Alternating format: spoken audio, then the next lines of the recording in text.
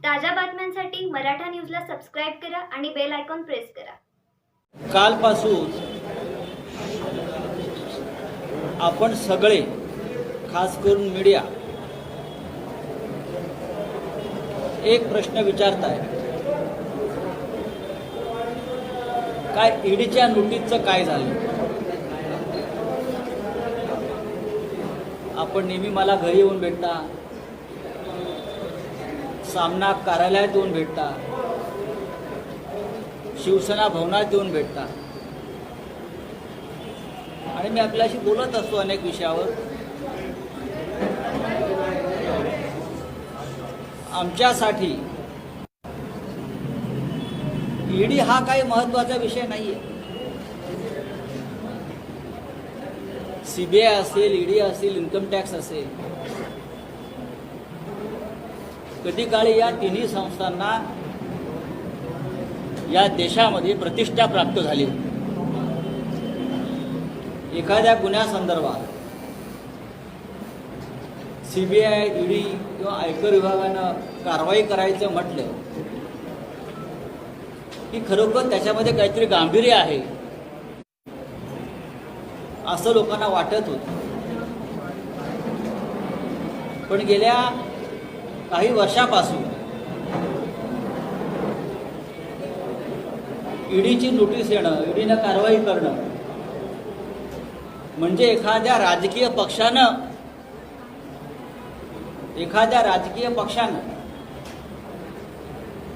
आपली भडास काढणं हे आता लोकांनी गृहीत धरले.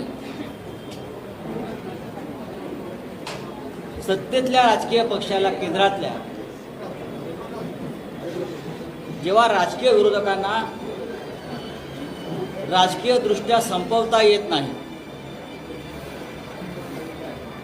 तेव्हा अलीकडच्या काळामध्ये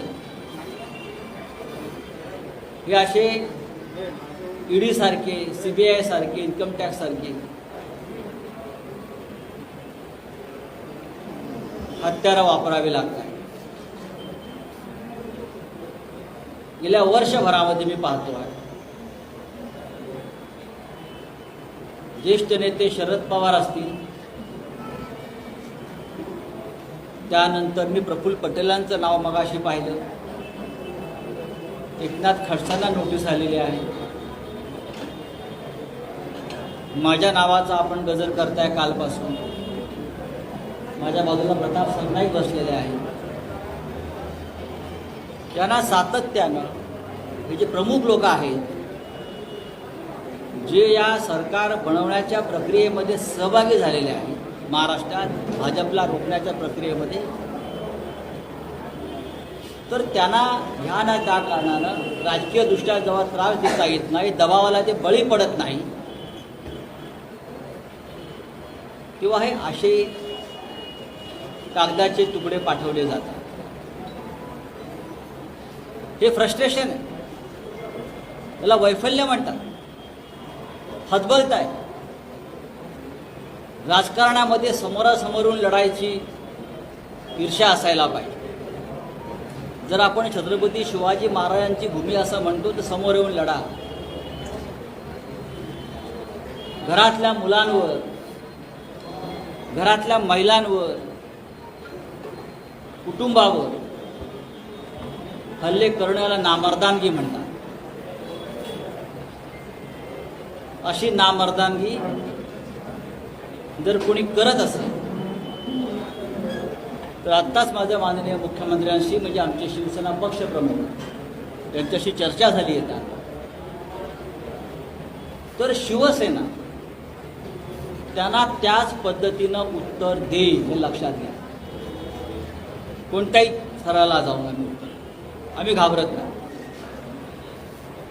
आणि घाबरण्याचं कारण नाही. कालच मी या महाराष्ट्राचे विरोधी पक्षनेते देवेंद्र फडणवीस यांचं एक ऐतिहासिक विधान ऐकलं. ते असं म्हणाले, जर काय कोणी चुकीचं केलं नसेल तर घाबरायचं कसं? मग नोटीस येत नाही. हे नोटीस म्हणजे काय ब्रह्मवाक्य आहे? आणि मी परत सांगतो, आमच्यापैकी कोणी काही चुकीचं केलं नाही. नोटीसी येऊ द्या किंवा आणखीन काही येऊ द्या, आम्ही घाबरत नाही. तुम्हाला घाबरावं लागेल भविष्यात. संजय राऊत यांच्या पत्नीला नोटीस आली आहे की नाही हा प्रश्न आपण मला आता विचारणार आहे, कारण आपण त्यासाठी जमलेला आहोत. गेल्या 1.5 महिन्यापासून हे जे तुमचं ईडी आहे ते आमच्याकडे पत्रव्यवहार करताय. त्यांना काही माहिती हवी होती, काही कागदपत्र हवी होती आणि ती कागदपत्र आम्ही त्यांना वेळोवेळी पुरवलेली आहेत. पण यापैकी कुठल्याही त्यांच्या पत्रावर त्यांनी असं आम्हाला कळवलं नाही की तुम्ही सांगताय का भाजपवाले जे बोलतायत की हा PMC बँक घोटाळा आहे, हे HDL नावाच्या कंपनीचं काय ते प्रकरण आहे. जर ईडीने त्यांच्या पत्रामध्ये या संदर्भातला कुठलाही संदर्भ दिलेला नाही, त्यांना कशाकरता चौकशी करायची आहे, तर भारतीय जनता पक्षाची माकडं मी कालपासून बघतोय उड्या मारतायत. PMC बँक ह्यांना सांगितलं कोणी? ह्यांची आणि ईडीची का हात मिळवणी आहे का भारतीय जनता पक्षानं आपल्या कार्यालयामध्ये ईडीचं एक टेबल टाकलेलं आहे की ईडीनं त्यांच्या बेलॉट पेअरच्या कार्यालयामध्ये एक टेबल टाकल्या भारतीय जनता पक्षाचं. माझ्या माहितीप्रमाणे ईडी कार्यालयामध्ये सहसा कोणाला बाहेरच्या व्यक्तीला प्रवेश मिळत नाही. पण गेल्या 3 महिन्यापासून माझं त्या कार्यालयावरती लक्ष आहे. भारतीय जनता पक्षाचे 3 लोक हे सतत त्या ईडीच्या कार्यालयात जात आहेत आणि येत आहेत आणि तिथून काही कागदपत्र बाहेर काढतात. या संदर्भात माझ्याकडे पुरावे आहेत, पुराव्याशिवाय बोलत नाही. तसं नसतं तर आज भारतीय जनता पक्षाचे जे लोक आहेत जे बोलत आहेत त्यांच्याकडे ही माहिती आलीच नसते. गेल्या 1 वर्षापासून भारतीय जनता पक्षाचे काही महत्त्वाचे लोक आणि त्यांचे हस्तक हे सातत्यानं मला भेटण्याचा प्रयत्न करतात आणि त्यांचं एकच सांगणं होतं की महाराष्ट्रातलं सरकार तुम्ही टिकू देऊ नका, तुम्ही या सरकारच्या मोहात पडू नका. हे सरकार कोणत्याही परिस्थितीमध्ये आम्ही पाडायचं ठरवलेलं आहे आणि आमची संपूर्ण यंत्रणा सज्ज आहे. हे गेले वर्षभर मला ह्या न त्या मार्गानं इशारे दिले जातात. मला व्यक्तिशः वेगळ्या वेगळ्या मार्गाने मला धमकवण्याचा प्रयत्न केला, पण मी त्यांचा बाप आहे. त्यांनी मला एक यादी दाखवली काही लोकांनी, त्यात आपलंही नाव होतं. म्हणजे आमच्या काही जवळचे परिवारातले लोक, ठाकरे परिवाराच्या आसपासचे काही प्रमुख लोक, शिवसेना, काँग्रेस आणि राष्ट्रवादीतल्या 22 आमदारांची यादी दाखवली आणि म्हटलं या सगळ्यांना ईडी आणि केंद्रीय तपास यंत्रणा ताब्यात घेणार आहे आणि त्यांच्यावर दबाव आणून त्यांचे राजीनामे घेतले जातील आणि हे सरकार पाडलं जाईल. आणि त्यासाठी ईडीची भूमिका महत्त्वाची आहे आणि प्रताप सरनाईक हे त्याचं टोकन आहे म्हटलं मला. आणि या सगळ्या गोष्टी जेव्हा अपयशी ठरलेल्या आहेत, हे सरकार पडणार नाही, कारण त्यांची डेडलाईन नोव्हेंबरची होती सरकार पाडण्याची. हे सरकार पडणार नाही. मग या सरकारचे खंदे समर्थक आणि प्रवर्तक कोण आहे, त्यांना आणि त्यांच्या कुटुंबियांना त्रास द्यायचा. जर हे करणार असाल तुम्ही खुशाल करा. ईडीने करावं, CBIने करावं, इन्कम टॅक्सने करावं, किंवा बाहेर अजून कोणी त्यांना दहशतवादी गँग वापरायचा असेल तर त्या वापराव्यात. आमच्या विरोधामध्ये आम्ही हटणार नाही. या सरकारचा बालही बाका होणार नाही. तुम्ही नोटीस पाठवा किंवा आम्हाला घरी येऊन अटक करून घेऊन जा, नोटीसला उत्तर दिलं जाईल. पण ही बायकांच्या पदराआडून लढाई करण्याची खेळी ही तुमच्यावर उलटल्याशिवाय राहणार नाही. काय सांगता तुम्ही मला HDLचं? माझ्या पत्नीच्या नावावर एक 12 वर्षापूर्वीचा एक व्यवहार आहे. 12 वर्षांनी सरकारला जाग आहे. 10 वर्षापूर्वी 12 वर्षापूर्वी बरं का अरविंद, 10 वर्षापूर्वी एका मध्यमवर्गीय कुटुंबातल्या एका शिक्षिका असलेल्या स्त्रीनं, महिलेनं, मराठी, एक घर घेण्यासाठी तिच्या मैत्रिणीकडून 50 लाखाचं कर्ज घेतलंय. 50 लाखाचं. त्या संदर्भात ईडीला आता 10 वर्षांनी जेव्हा भाजपचं सरकार पडत नाही हे जेव्हा लक्षात आलं तेव्हा जाग आली सगळ्यांना. आणि तुम्ही तिला नोटीस पाठवता आणि तिला चौकशीला बोलवता, मानसिक छळ करण्याचा प्रयत्न करता. तुम्ही HDLच्याच गोष्टी करताय ना. भारतीय जनता पक्षाचे अकाउंट उघडा. गेल्या 3 वर्षामध्ये HDLने भारतीय जनता पक्षाला किती कोटीच्या देणग्या दिल्या आहेत हे आज जी माकडं नाचतायत ना त्यांनी जाहीर करा. माझ्याकडे 20 कोटीचा हिशोब आत्ता आहे. 20 कोटीचा हिशोब माझ्याकडे आत्ता आहे. आणि त्या संदर्भातली सगळी माहिती काँग्रेसचे प्रवक्ते सचिन सावंत यांनी ट्विटसुद्धा केली. विजयदुर्ग पोर्ट जे बांधणीचं काम HDLने केलं आहे, करतायत, त्यांना ते कॉन्ट्रॅक्ट मिळालं आहे. त्याचा भागीदार हा भाजपचा खासदार आहे. का त्याला नोटीस पाठवली HDLनं? आमच्या कुटुंबाची संपत्ती किंवा आमच्यापैकी कोणाचीही संपत्ती 1 वर्षात 1600 पटीनं वाढलेली नाही. ज्या भाजप नेत्यांच्या कुटुंबाची संपत्ती 1600 पटीनं वाढली आहे त्यांच्या मुलाबाळाची चौकशी ईडीनं केली आहे का? ती हिंमत दाखवा आणि मग आमच्या 50 लाखाचा हिशोब मागा. कायद्यापेक्षा कोणी मोठं नाही, मी तुम्हाला सांगतो. मी सुद्धा नाही, कोणी नाही, ना प्रताप सरनाईक ना अरविंद सावंत. आम्ही लॉ मेकर आहोत. आम्ही कायद्याचं पालन करतो. आम्हाला नियम माहिती आहे. आमची चौकशी जर चुकीचं केलं असेल तर व्हायला पाहिजे. पण तुमच्या चौकशा कोण करणार? तुमचे हिशोब कोण पाहणार? मी जर तोंड उघडलं तर केंद्रातलं सरकार अशा तऱ्हेनं त्याला हातरे बसतील ना. तुमचा प्रत्येक हिशोब माझ्याकडे, तुमच्या मुलाबाळांच्या संपत्तीचा हिशोब माझ्याकडे. पण मला उद्धव ठाकरे साहेबांनी सांगितलं अनेक की आपल्याला कुटुंबापर्यंत पोचायचं नाही.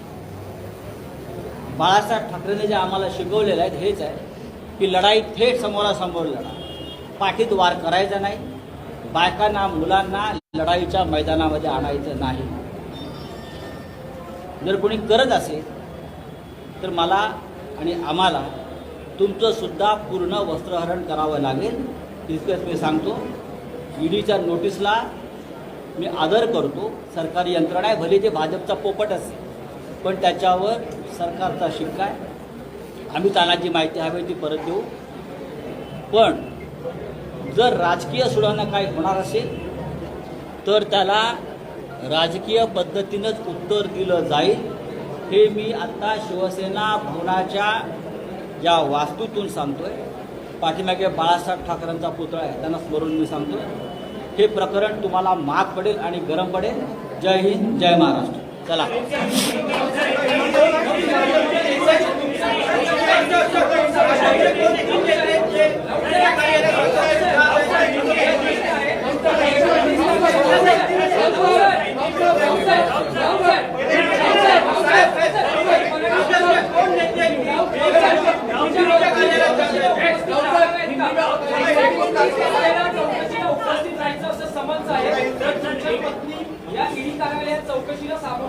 अजून काय तसा निर्णय घेतलेला नाही. हा निर्णय मी एकटा घेणार नसू. हा निर्णय आम्ही सगळे मिळून घेऊ. त्याच्यामध्ये माननीय उद्धवजी आहेत, मी माननीय पवार साहेबांशी चर्चा करतो आहे, आम्ही सगळे मित्र परिवार पक्ष, कारण ही राजकीय कारवाई आहे. ही राजकीय कारवाई आहे. त्याला राजकीय हेतूनं आम्ही उत्तर देऊ. पुढे जाऊ.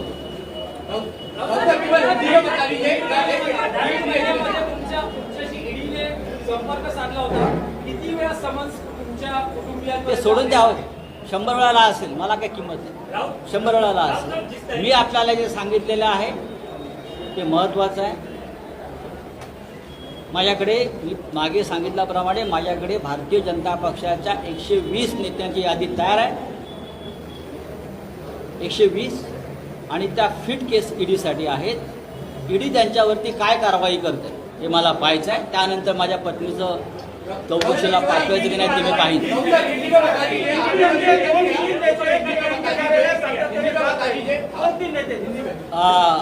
जे बेलॉट पिअरला जे ईडीचं कार्यालय आहे त्याच्या आसपासचं CCTV फुटेज आपण पत्रकार म्हणून काढू शकता. आपण सगळे शोध पत्रकारिता करता. थोडं CCTVचं तुम्ही काढलेच गेल्या महिन्याभरातले. तर आतमध्ये कोणाचा वावर आहे आणि ते वावर असणारेच नेते आज कसे काल टीव्हीला येऊन बोलत होते हे तुम्हाला स्पष्ट दिसतं.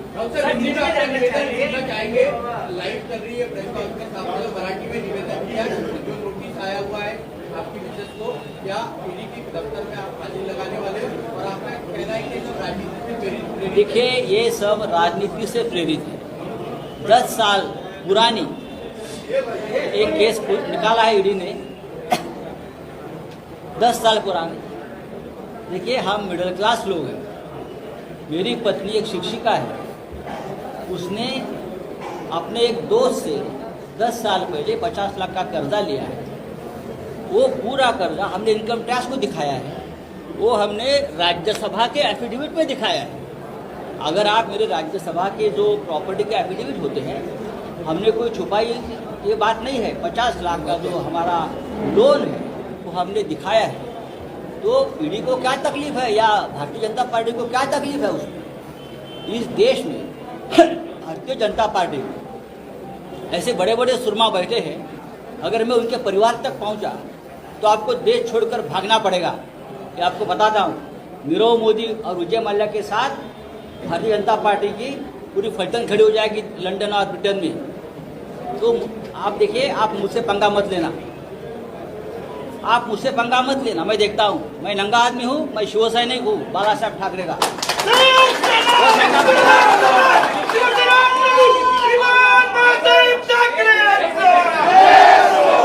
जो करना है वो कर लो.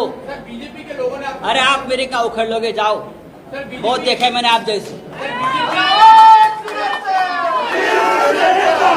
और ये कहा कि 22 लोगों की विधायकों की सूची है. जी हाँ, सर वो थोड़ा विस्तार में बताइए. मेरे पास 1 साल से कुछ लोग बीजेपी की परिवार से आ रहे हैं और महत्वपूर्ण लोग जो मध्यस्थ हैं वो बार बार मुझे ये कहने की कोशिश करते हैं कि आप उसमें मत पड़िए. ये सरकार हम किसी भी हालत में गिराने वाले हैं. हमारे पास केंद्र की सत्ता है, पूरी ताकत है. हमारे पास ईडी है, CBI है, इनकम टैक्स है. और एक सूची हमें दिखाई जिसमें प्रताप सरनाईक का भी नाम था. आपने देखा उसका क्या होगा. तो हम सबको टाइट कर देंगे. टाइट कर देंगे शब्द है. और ये सरकार हम गिराएंगे. मैंने कहा हिम्मत है तो गिरा के दिखाइए. आप महाराष्ट्र में बचेंगे नहीं. सर आपकी और फडणवीस जी की मुलाकात हुई थी. क्या उस मुलाकात नहीं, में नहीं. इस तरह का नहीं कोई किया नहीं. था क्या उनकी तरफ से? देखिए उससे आप देवेंद्र जी की कोई बात मत करिए. ये और लोग हैं. कौन नेता है बीजेपी के जो आपके मैं समय आते उसका पूरा पोल खोल करने वाला हूँ. मेरे पास उसके पूरे एविडेंस है.